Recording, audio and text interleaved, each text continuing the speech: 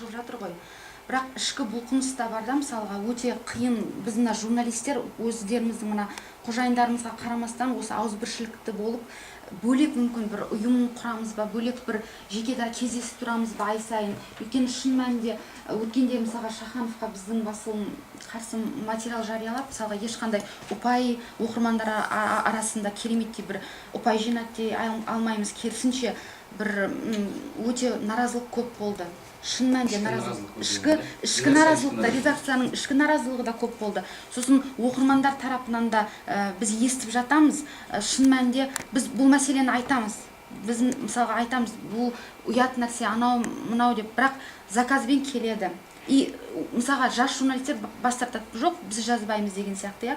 Ал кейбір енді төбе жақтан келіп тұрған материалдарға біреудің псевдонимі келіп тұрады. Ешкім подписываться етпейді, ешкім. Өйткені өткенде де мен мысалға бір Әсел деген бір Қостанайдан бір тілшімен мен таныстым, өте жақсы журналист екен. Сол жалғыз бір басылымда ашып жатырмын дейді, сол Қостанайда. Сол айтады, біз келіп мысалға жаңағы бір материал жіберіп біздің газетте жариялансын деп. Бірақ біз жариялай алмай отырмыз, өйткені жаңағы Байтұрсыновты кезінде сол 30-шы жылдары сол солтүстік Қазақстанда шығатын басылымдар жыланның кейпінде коллажбен бергенде ұлттық мүдде сол сияқты мәселелерді біз қазір сондай рөлге кетіп қалмаймыз ба деп қорқамыз біз әрине, біз бере алмаймыз, бірақ бізде ішкі бұлқыныс өте жоғары мысалға.